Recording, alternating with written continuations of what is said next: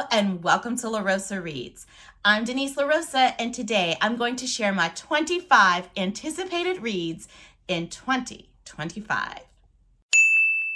I am so excited for the new releases that I've been seeing on Bookstagram, BookTube, various publications. I feel like this is going to be an awesome publication year for us readers. There are new releases from some of my most beloved authors. There are also some releases coming out from debut authors that are intriguing me, as well as some authors that will be new to me. I cannot wait to share this list of 25 releases coming up with you. So let's dive in. I should mention that I have a list that spans January through June of new releases. So there might be a part 2 in the near future. We shall see. Let's start with the January releases that have piqued my interest. I have curated the brief descriptions that the Storygraph app gives us. So let me read the description, the short synopsis for Death of the Author.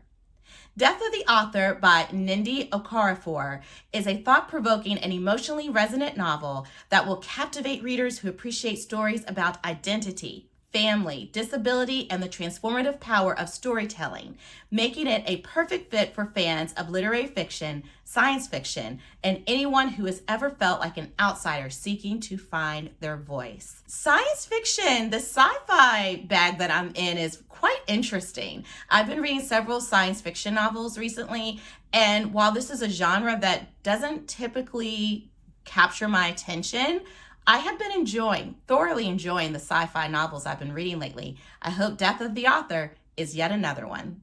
Black and Blues: How a Color Tells the Story of My People by Imani Perry is a perfect fit for readers who are passionate about exploring the rich cultural heritage and history of Black people and are drawn to thought-provoking, poignant, and deeply personal essays that weave together art, music, and personal narrative to reveal the complexities of the human experience. Imani Perry is an author that I have not read from.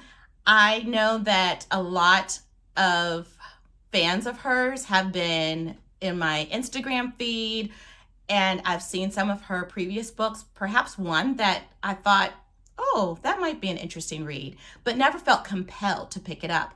But this one right here, y'all, is right up my alley. Next up, we have a nonfiction book that is centering the story of my all-time favorite singer. To me, in my humble opinion, is the greatest singer to have ever graced this earth, and that is Whitney Houston. This book is by her bodyguard, and it's titled Protecting Whitney. And I'm not talking about her bodyguard, Kevin Costner. Protecting Whitney, the memoir of her bodyguard by David Roberts, is a heartwarming and thought-provoking memoir that is a perfect fit for readers who appreciate behind-the-scenes stories of the music industry, are fascinated by the life and legacy of Whitney Houston, and are looking for a candid and emotional exploration of the highs and lows of fame, loyalty, and the complexities of the human spirit.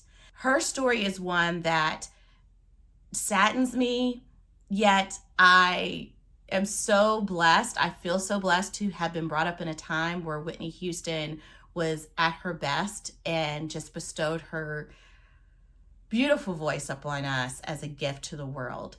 I saw her in concert in 1987 when I was in the first grade, and I just couldn't believe she was real. She was truly a beauty and radiated light from the inside out. I really want to hear from her bodyguard. I feel like his perspective will be an interesting and important one. Next up on my anticipated reads of 2025 list is Good Dirt by Charmaine Wilkerson. Now, Charmaine Wilkerson gifted the world the sweeping novel Black Cake, which is turned into a Hulu series that I haven't watched yet, but I'm looking forward to doing so. So let's see what's going on with Good Dirt. It's a poignant and absorbing novel that will resonate deeply with readers who appreciate family histories, historical fiction, and stories that explore the complexities of identity, legacy, and the power of the past to shape our understanding of ourselves and our place in the world. So I'm having a lot of interesting experiences being drawn to books that are exploring identity and the Black experience. No surprise there. If you've been on La Rosa Reads, a viewer of La Rosa Reads, over time. You have seen that these types of novels are really my bag, are my thing. And I'm looking forward to seeing if Charmaine Wilkerson's sophomore effort is just as, if not better, than her freshman one. The last book coming out in January that piqued my interest is Out of the Woods. Out on the Limb by Hannah Bonham Young was a surprise favorite read of mine last year. And so here she is with Out in the Woods. It's a heartwarming and humorous tale that will resonate deeply with readers who have ever wondered if their partner is still the same person they fell in love with, and who are looking for a story about the power of self-discovery, love, and the unbreakable bonds of high school sweethearts. I don't know if I want to be thinking about my high school sweetheart. Bless his heart. Pun not intended. I wish him well. He's living his best life. I'm living my best life with our significant others, but I'm not one who tends to really be interested in high school sweetheart stories. But this one really catches my attention because of the revisiting the relationship element of it. You know, being with someone for a considerably long amount of time and wondering what's happening with the status of our relationship. Where do we go from here? That piques my interest. So looking forward to reading it. So there are only 2 releases coming out in February that captured my attention. Let's start with the first one, Harlem Rhapsody by Victoria Christopher Murray. Now, she is the co-author of The Personal Librarian, the other co-author being Marie Benedict with Pittsburgh Roots, and I'm a Pittsburgh gal. I loved that collaboration. I know that they also collaborated on The First Ladies, which has been collecting dust on my shelves. I don't know why. But what I do know is Victoria Christopher Murray is coming out with Harlem Rhapsody in February, and I am here for it. It's a captivating read for anyone fascinated by the vibrant culture and rich history of the Harlem Renaissance, that would be me, as well as the lives and legacies of influential figures like W.E.B. Du Bois, Jesse Redmond Fawcett, and Langston Hughes. It might be Fawcett. Yikes. I love the Harlem Renaissance. I love everything about it. And I love Victoria Christopher Murray. I love her writing style. I am so looking forward to this one. The cover is also chef's kiss, in my humble opinion. Let's do this. Then we have book 3 in the Green Sisters series, and it is titled The Love Lyric, and it's exploring the romance of Sister Iris, who is the sister that I most resonated with.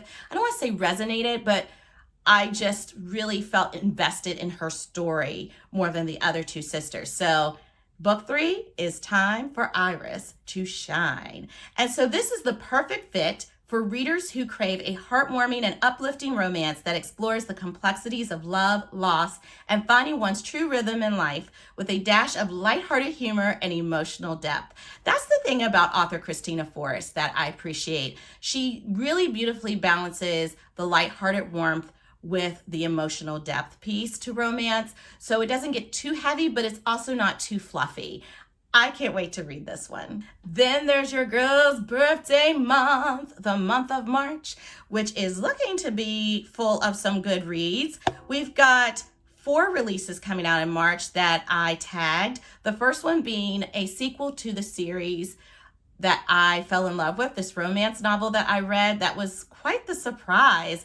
And so here we have book 2, The Love Simulation. The Love Simulation by Etta Easton is a perfect fit for readers who crave a heartwarming and romantic tale of self-discovery, second chances, and the power of love to overcome even the most daunting obstacles, set against the backdrop of an exhilarating adventure in a Mars simulation. And I believe this romance is involving 2 educators, and I'm an educator, so I'm holding out hope for this sophomore release.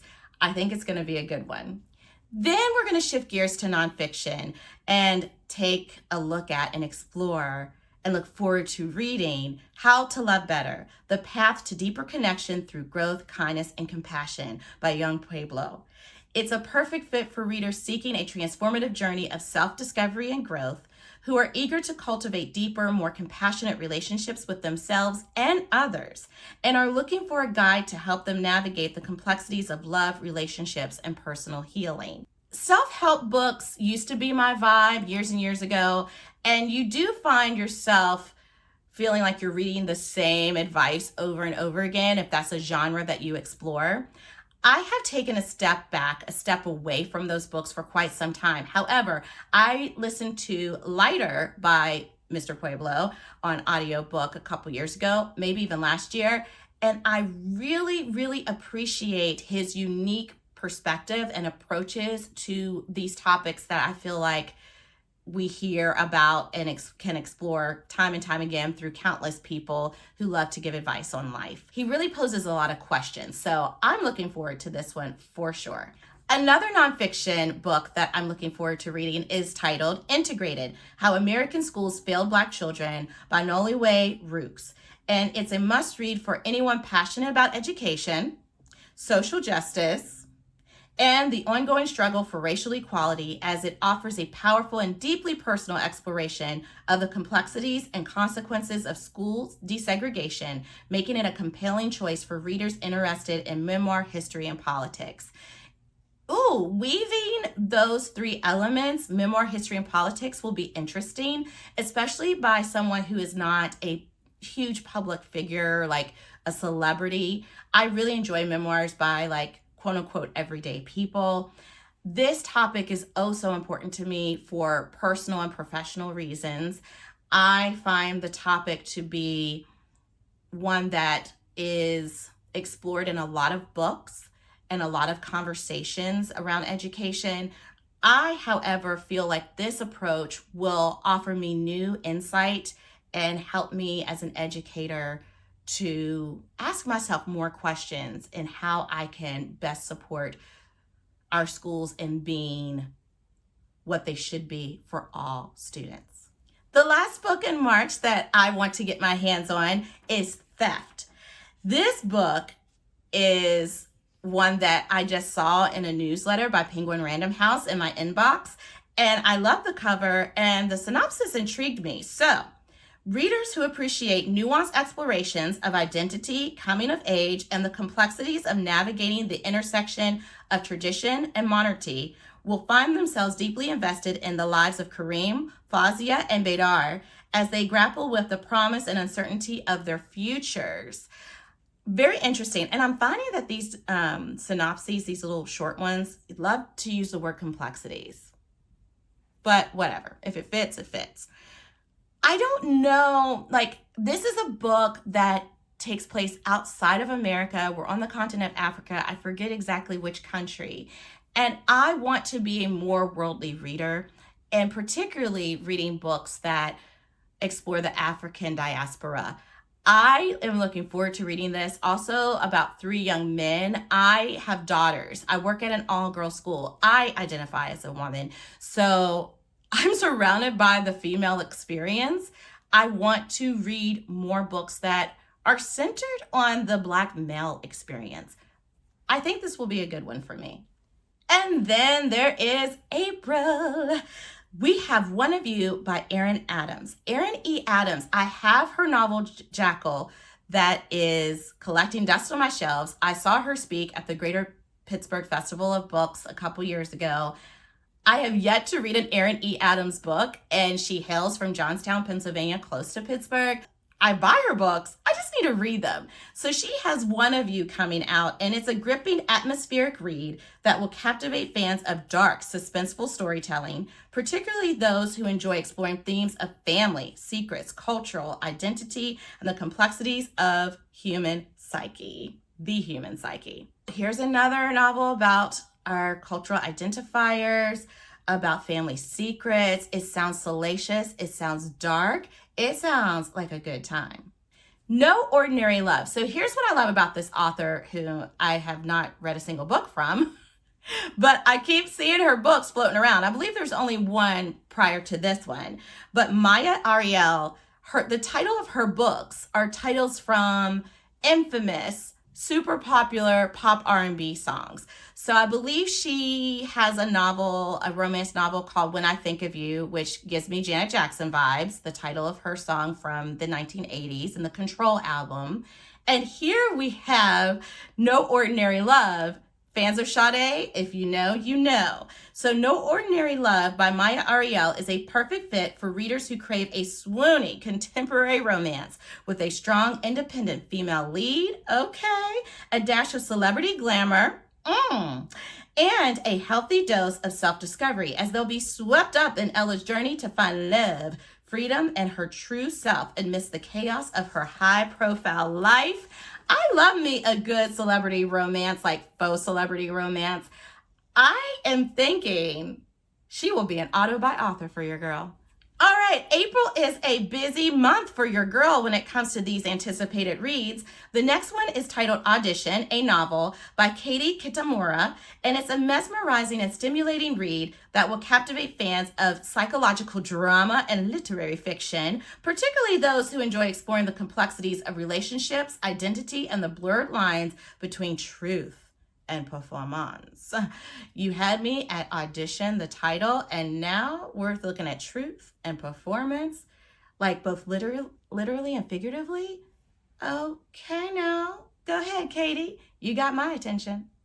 A Proposal to Die For by Molly Harper is a delightful and suspenseful read that will captivate fans of witty romance, clever mysteries, and strong independent heroines who love a good plan, making it a perfect fit for readers who enjoy lighthearted, humorous whodunits with a touch of romance. That is me.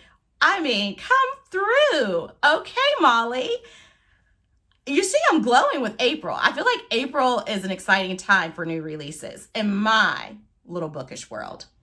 Next, we have Through Mom's Eyes, Simple Wisdom for Mothers Who Raise Extraordinary Humans by Chanel Jones. It's a heartwarming and inspiring read for mothers, parents, and caregivers seeking guidance, support, and reassurance as they navigate the joys and challenges of raising their own children, and for anyone looking for a dose of love, empathy, and solidarity in the journey of parenthood. I just absolutely adore my mom. Those people who know me personally know my mom means the world to me, like the universe to me. I'm blessed to have two amazing parents. And my mother is just my love bug. She's my heart. And so are my paternal and maternal grandmothers. May they rest in peace. Motherhood means so much to me on a personal level. And if I could be a fraction of the mother that my grandmothers and mom have been to their children, then I know I'm winning at parenthood. This is something that I know will tug at my heartstrings and just fill me with joy. So looking forward to it. Shifting gears, we now have The Influencers by Anna Marie McLabore. It's a captivating read for anyone drawn to captivating explorations of identity, social media's impact on relationships, and the complexities of family dynamics, particularly those interested in stories that probe themes of race, gender, and class. I am here for this book. This book came to my list at the last minute. I believe it was another Penguin Random House newsletter find. I love everything about this book, and I think it will spark a lot of conversations. The last book in April that I'm looking forward to reading is a big one. It's a memoir, and it's titled Matriarch, a memoir by Tina Knowles, mother to Beyonce and Solange Knowles. It is a captivating read for anyone seeking a powerful and inspiring story of female empowerment, family love, and self-discovery, particularly those who appreciate stories of a strong creative woman or women, multi-generational family sagas, and the unwavering bonds between mothers and daughters. I believe that Tina Knowles is one of those moms of a celebrity that has become her own celebrity and intrigues a lot of people. I love these momagers, they call them, like moms who have managed or supported their daughters or sons' musical careers. I think they have so much to offer everyday mothers, because if they are mothering in these extreme circumstances with all eyes on them, we definitely should be listening to their words of wisdom. And then there is May. The May releases I have on my list begin with Audrey and Bash Are Just Friends. Those of you who have read 7 Days in June are familiar with Audrey. Audrey is Eva's, the main character's daughter. And I feel like she really won a lot of people over. A lot of the readers fell in love with her. And now she has her own YA romance. Audrey and Bash Are Just Friends by Tia Williams is a delightful and engaging read that is perfect for young adult romance fans who enjoy lighthearted, fun, and relatable stories about self-discovery, friendship, and the thrill of taking risk, making it an ideal fit for readers who crave a feel-good, summery romance. Tia Williams can do no wrong in my book.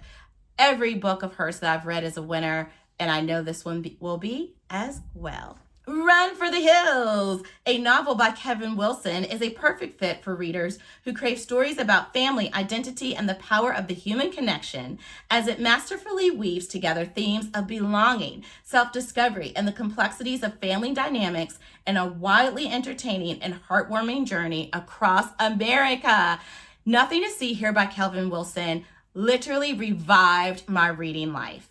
I read it in the midst of the pandemic, and that was the book, thanks to A-Marie and A-Marie's book club, that got me to fall in love with reading all over again. And here I am. So Kevin Wilson delivered then, and I think he will deliver this year as well. 3 more May releases to go. The next one is by the one, the only, my love bug, Kennedy Ryan. It is book 3 in the Skyward, I don't know, in that series, and it's titled Can't Get Enough. It's a perfect fit for readers who crave a heartwarming and intriguing romance that explores the complexities of love, family, and self-discovery with a strong, ambitious heroine and a swoon-worthy hero who will capture their hearts. So we had Before I Let Go, This Could Be Us, and now Can't Get Enough. I can't get enough of Kennedy Ryan and her books. Brenner Slocum, I love him. I have read The Violin Conspiracy, Symphony of Secrets. Both books were great, and his sophomore effort was even better, in my opinion, than his first book. And now he has the Dark Maestro. He's just pumping out these books like left and right, baby. And so this one is a gripping and emotional page turner that will captivate readers who crave stories of resilience, loyalty, and the transformative power of music, making it a perfect fit for fans of suspenseful and uplifting tales of the human spirit. The way he brings music into these mysteries is just brilliant. It's so brilliantly done and conceptualized. I know this is going to be a good one. The last book in May that I have on my anticipated releases list is the Busybody Book Club. It's by Freya Sampson. Never heard of her or that author, but hey, this one is a delightful read for fans of cozy mysteries. That would be me. Quirky characters. That would also be me. And small town charm. Oh, yes, yes, yes. Who will appreciate the lighthearted, humorous tone and the satisfying puzzle of a mystery that unfolds through the eyes of a lovable and eccentric book club? Ah! Yes, yes, yes, and yes. 2 books coming out in June that I am really looking forward to getting my hands on are Great Black Hope. This is by Rob Franklin, and it's a captivating read for readers who crave enlightening explorations of identity, social justice, and the complexities of the Black experience, particularly those who appreciate nuanced portrayals of the intersections of class, privilege, and racial identity. For sure, that is a recurring theme on this list. I am looking forward to reading this one. And then finally, last but not least, we have S.A. Cosby, my country boy. I love this man, love him, love him, love him. And he is set to release in June, King of Ashes. It's a gripping and intense thriller that will captivate readers who crave complex family dynamics, morally ambiguous characters. Hello, he does that so well. And a gripping mystery that explores the darker side of human nature, making it a perfect fit for fans of crime fiction and those who enjoy stories about family, loyalty, redemption, and the lengths people will go to protect those they love. Razorblade Tears is one of my all-time favorite reads. I am a huge S.A. Cosby fan. This one is going to be good. All right, there you have it, friends. My 25 anticipated releases of 2025. What are your anticipated releases for this year? Like I said, I feel like this year is set up to be a fantastic reading year, a fantastic publishing year for us bookish people. I don't know. What do you think? Let me know in the comments section below. And until next time, happy reading. Bye.